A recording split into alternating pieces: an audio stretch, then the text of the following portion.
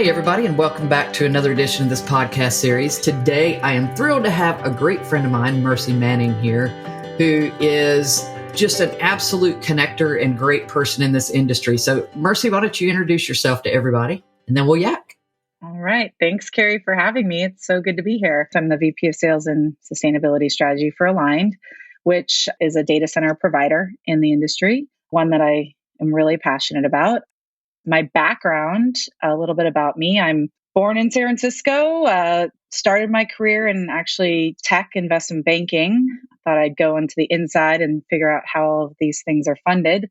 And then from there, quickly went on to the startup side and started my career there, worked in kind of all different types of technology, early mobility, wireless technologies, and eventually found my way to basically energy efficiency technology through my own personal passion around sustainability. And so I was like, how can I bridge my career in technology with, basically helping the planet? And so that led me to energy efficiency technology, where I was able to help commercialize two different technologies that were specifically for the built environment, one for more commercial assets, government buildings, office buildings, campuses. And then the second one, which is actually what led me into data centers, was a technology specifically for mission critical and data center environments to optimize the energy use across, all of our clients' portfolios. So that's really, how I got into data centers, is just this focus on how can I use technology to optimize our energy and carbon footprint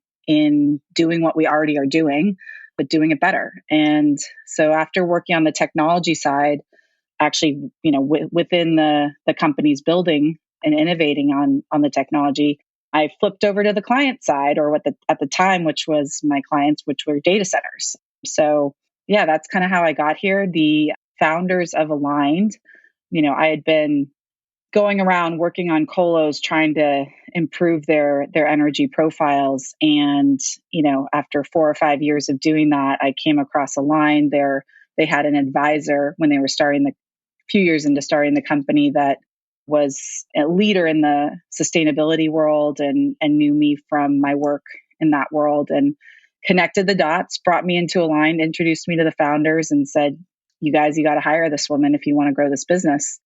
She's passionate. She knows the technology, and she knows the colo business. So he made that connection, and I will be forever thankful. And when I was presented with this opportunity and learned about what Align was doing, it was like this aha moment. Like, finally, I don't have to fix all these things that weren't built right to begin with, to go to a provider like Align, where every decision from the get-go was about how can we do this the most efficiently without risking any reliability. Like, in every decision that they made in how they were designing their technology, how they were designing their buildings, it just was so well thought through and holistic in the approach. And I got really excited. I just remembered so clearly, so many people were first kind of seeing what we were really doing. They're like, wait a minute, you actually do that? That's just not in marketing. Like, you actually can deliver that efficiency. And, we'd show them, and they're like, you're actually willing to be transparent? Like, that's part of your ethos. That's part of the product. Like, we don't have to ask for these reports. We don't have to bug people to get the information. It's just, it was really cool to see the light going off for customers that are like, this is what we've been asking for. And it's been fun. I'm still excited 5 years later. That's always a good thing. Yeah. Sustainability is a huge, huge portion of everything in this industry, from the edge data centers all the way to the great big data centers. And it's only going to get worse with 5G antennas popping up all over the place and this need for compute everywhere. It's just getting worse. And so there's a difference between the facilities that were built maybe 10 years ago. There was kind of a single way of doing it. Everybody did it the same way. They didn't really worry about power as much because they passed that cost on to the tenants of the building. And then the tenants came around and said, well, wait a minute, we want to be sustainable too. And so I think that shift has been something that's really big in this industry. And like you said, your end users are demanding that now. Yeah, no. And I think I had I totally agree. And I think I had a pretty interesting vantage point, because prior to Align, that the technology I mentioned that I was working with, we were brought in to basically as an overlay to the control system using AI and machine learning to essentially provide control based on the real time cooling environment and airflow environments in the data hall. And so the folks that were bringing us in, yes, they were the colo providers, but they also were customers, the large users, because they were trying to get a handle on how can we make this better? How can we make this more efficient? And so because of those conversations, I was given access to the energy teams at some of the largest, all the big names that we all use daily, right? I was working with those energy teams, and the energy teams were kind of, there was two sides of that. There was the energy efficiency side, and then there was the renewable energy side. And so I was just by, the folks that I was working with, the conversations that I was in, I was hearing about their focus on energy efficiency.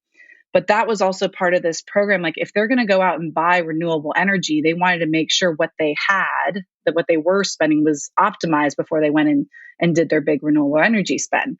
So having that kind of perspective on this is part of a larger plan of where these folks are going, these large customers and cloud providers are going, that was actually really helpful when I joined Align because I came to Align for the energy efficiency. I saw this was something that they were asking their colo providers for, and they weren't getting. They weren't either getting the data or they weren't getting the results they were looking for. But then I also saw that the next thing that they wanted to ask for or would be asking for, we're trying to figure out how to ask for, was better energy, cleaner energy, green energy, renewable, right? Having a partner on that. And that was, I'm going back now 6-7 years from back in time here. A minute or two, yeah. A minute or two, right? But these were like the conversations I was getting pulled into, which was, it was awesome. So when I got to Align, that was one of the first things I said. And like, guys, I'm here because of the technology you guys have built. I'm here because of the commitment to, efficiency and both on the energy and the water side. But I'm telling you, this is the next thing that's going to be asked of our industry. And we need to be ready because, they might not have asked yet, but it's coming. And sure enough, a year later, first big RFP that I was a part of, that was one of the main requirements. And, obviously that was a little like, yay, I got it right. But, really it was a good sign that, hey, this is getting out of the marketing department and moving into the site selection needs assessment, right? And real evaluation of like, this is how they're going to choose which market they go to. This is going to be part of which provider they go to and who's willing to partner with them and come up with a solution, because it's all going back to their employees and their customers are asking this of them. And there's definitely been a journey. When I started in this industry and I was running data centers, we didn't care. It was like a necessary evil. Didn't really matter what it drew. And then we started worrying about it because it was a cost thing, right? Just the cost of the energy. And ASHRAE got involved and we figured out there's better room arrangements. And it's just been this kind of progress. But then somehow, we split off because budgets split off, right? Mm-hmm. The facilities budget was different than the IT budget. And heaven forbid the two should talk to each other, which has been a big problem in this industry anyway. And then when you throw in the colo market, there's no reason to talk to facilities because that was somebody else's bother. And so I think that it's really refreshing that there are colos that now really are building those kind of bespoke, what the end users want, data centers with an eye to sustainability. But let's talk about this because I know you love sustainability and all, and we've had these conversations before, but let's talk about renewable energy. And I think another misnomer in this industry, people buy carbon credits, but that doesn't mean they're using carbon neutral power, right? Right. There's a big difference because you can't trace your electrons. You don't know if it actually came off the windmill that day or if it came off the power grid that day unless you build it yourself. So we're seeing like microgrids and some other things coming along, but I think it's really interesting to see where it's going to go before it's all said and done.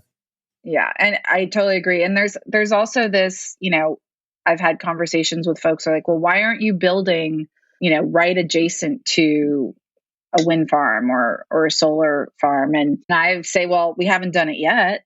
It's not to say we won't. And, given at least for for Aligned, it's probably an easier conversation given our parent company owns, a majority of the renewable energy assets, or a large percentage, Right. right? I mean, that's a big part of their business. So I think, there are those creative discussions that we can have, and we've started to. And then it's just really how do we make sure we get the network to those locations, right? And so some of these assets, these renewable assets, are in basically the middle of nowhere. So I think for a few of the, It's a good place for them, though. a good place for them, yeah. I mean, and if you're one of the big five, right, you can go build your campus there, and they do. But I think that is an opportunity for colos to down the road, if that becomes, to get that behind the meter relationship with the renewable, that is a possibility. Right now, we're still being asked to build in certain markets where everybody wants to be, and those are usually somewhat, they're not in the middle of nowhere, I guess. I'd Kind of say a that. fixed, yeah. Yeah, Yeah, exactly. right. They come with the the power utility relationships that are there. So, but we are at least having those internal discussions, and I'm a part of them, and it's all about finding the partner that, or the customer that wants us to go there and build it there, and then partnering that build with a renewable energy build with a renewable energy developer. So it's a lot of it would be some interesting partnering that would go on to make that happen. But I think it is possible. I mean, I am asked, not from people in the industry, but from outside, like, so do you have solar on your roof? And I'm like, well, we have a lot of things on our roof. It's not always, there's a few things that sometimes you'll find on our roof, right? So where we're at there, which I think is encouraging, is, as we've been building out these campuses, we've been, putting the infrastructure that's required for our core business, but always with the intention that once those buildings are kind of fully built out, or those campuses are where their end state, then we're going to go back and look at where we can infill with rooftop solar and parking lot solar and all of that. And of course, it's a drop in the bucket versus what we're actually consuming on that site, but it could probably offset, take care of our office, or do some piece. And when we get to that point, that's something I'm excited for us to do. And the fact that our team, our sustainability team, has that on as one of the bullets, and is keeping it there, that makes me happy. So from a customer perspective, you don't have to name names. Obviously, we don't want to violate any non-disclosure agreements, but NDA. What are some of the things you're seeing customers ask for in a build? I think that two things are happening. There's more and more folks getting more sophisticated, right, which is great in terms of their asks. And then there's also a lot of folks kind of wanting to take they're going up they're kind of graduating up the ladder here of like being a retail client to now a wholesale client to, oh, maybe I want to do a custom build for, our business, still working with, a group like us.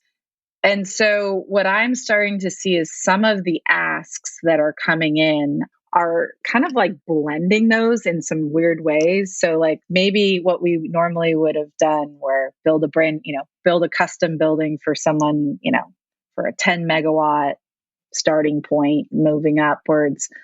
We're now starting to see those requests come in like at a much smaller, like I want my own building for 2 megawatts, right? And what's interesting about that is that it's actually less efficient. It's asking for all of the bespoke things, but at such a smaller scale. So it's almost like wanting what the big guys get, but then not actually having the capacity that generally supports that build type, or that the commercials that come along with it. So I think what's just happening is that you've got people that maybe built for some of the really big guys and are now working at smaller group companies, and then coming in with the ask that they were used to when they were at whatever company. And so that's been trying to, what I've seen is, from the person being asked of that is, okay, how much of this can we still give you, even though you're not talking about a 20 megawatt building, you're talking about a 4 megawatt build. I've seen a lot of that, of just the more very specific needs, but coming down to a smaller footprint. Build quickly. We can build super efficiently, deliver great energy efficiencies, water efficiencies, all of that. And some of that transfers, but if you break it up into some of these pieces where, there is just certain things that are more efficient, like, sharing, let's say, sharing the lobby or sharing some of these common areas, like there's efficiencies there. And so it's fine if you don't want those, or for whatever reason, you really need your own space. And we're always working to deliver that. But it's just interesting when, some of the needs are not as, they actually are less efficient when you break things up. So what was great is like people are looking for solutions. They need something different. They need something more efficient. And what I see next is that as we are going international, and we are already underway with that, those discoveries, that we are being brought by existing clients, right? We were being asked to go look at other regions, Latin America, Europe. So talk a little bit about your role in the industry, because obviously when you're involved in the sales cycle, it's a very consultative sale and you have this passion that you bring with you. So what are the challenges you've had as a woman? Do people just take you seriously? Have you had to really kind of, I don't know, have you felt that need to sort of step up and overdo it? So there's what I present out into the world, and then there's the little voice in your head, right? So I think I'm always wanting to be over prepared in terms of on the technical side, for sure. And so, but this goes back to starting with my family business that I grew up in, I've never worked in a company where there were other women in the roles that I was working in, put it that way. So I've always only had male colleagues, whether that was investment banking. Yes, there was a few women, and I actually chose the firm that I went to because of one of the VPs. I was just so inspired by her. So that's actually how I chose that bank over, over other investment banks. But, when I was in all the technology startups, again, same thing. So what I focused on and have always focused on is really understanding the technology.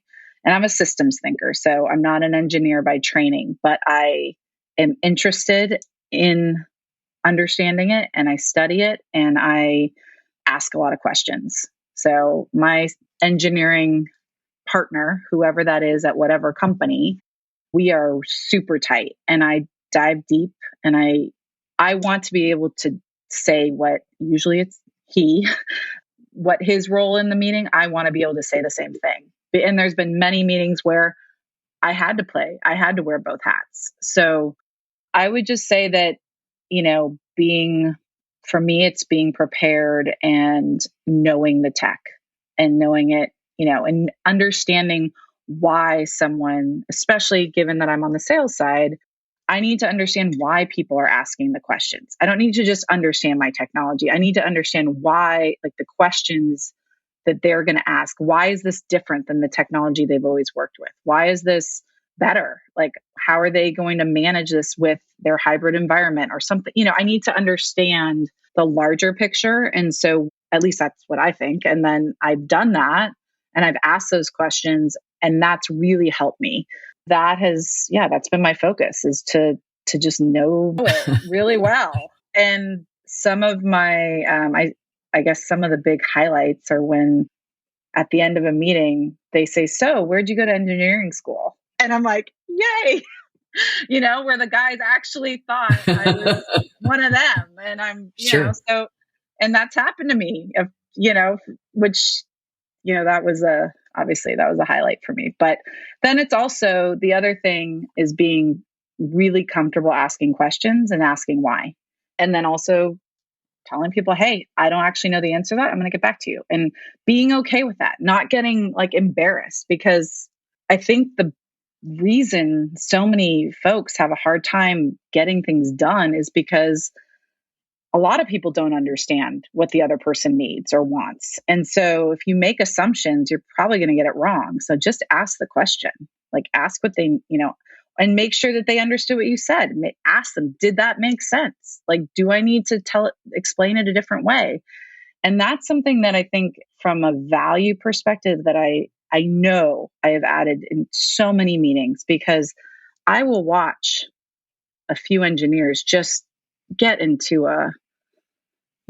this conversation that's essentially a rabbit hole that's not going anywhere, and they're talking past each other. And oftentimes they're actually looking to, actually try to get to the same place and maybe even saying the same thing, but it's slightly different.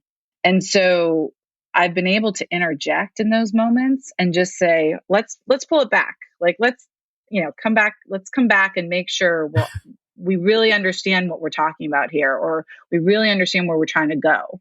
And I think people don't realize that's really what diversity brings to the table, right? We talk a lot about diversity and inclusion and women in the industry and how, hey, there's not enough of us. And, it's really horrible when you look at the statistics for how many more women lost their jobs through COVID than men for a lot of reasons. But I think a lot of that is really just realizing that we're all human, being able to do that pause in a conversation and add that different insight to things. It definitely helps the conversations along. Yeah. And then in terms of what I'm actually super, super excited about is, on the recruiting side, because just recently we've hired 3 new women on our team, and all 3 of those women came as referrals by other women that were already at Aligned. And it's just an awesome, like, kind of put an exclamation point on the fact that this whole topic in recruiting, we know, right, is like people refer the people they know and trust.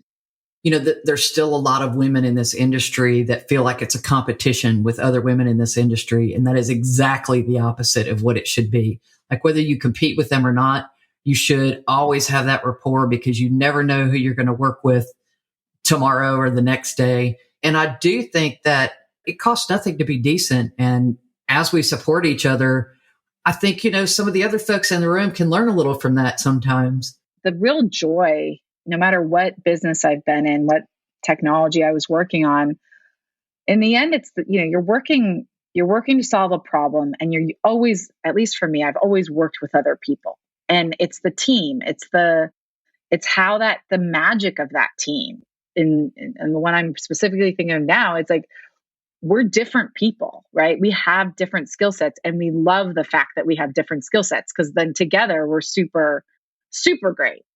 And we don't have to each be the best at everything. And I'm not in competition to be I want you to be the better person at that thing that you're an expert in. I want that, right?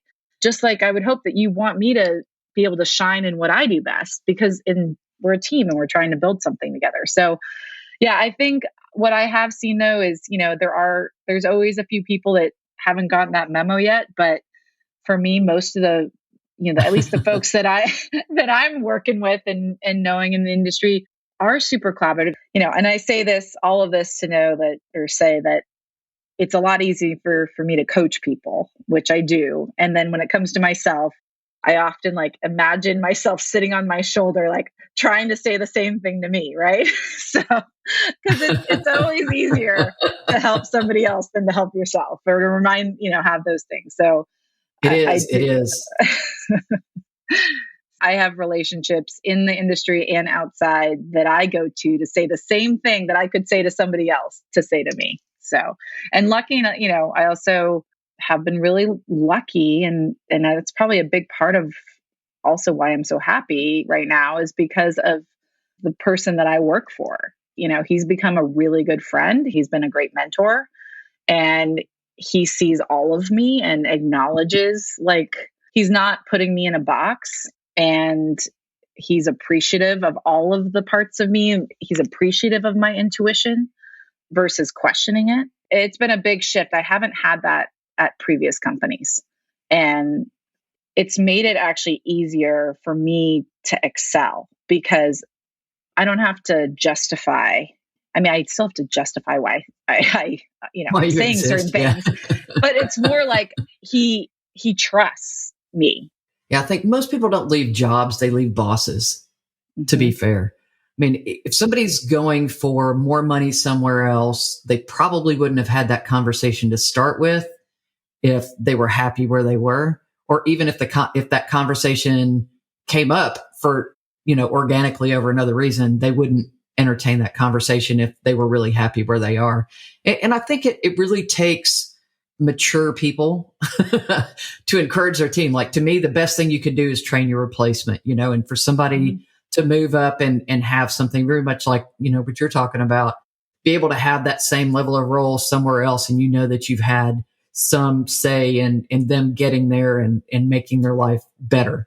So I think that's a good thing.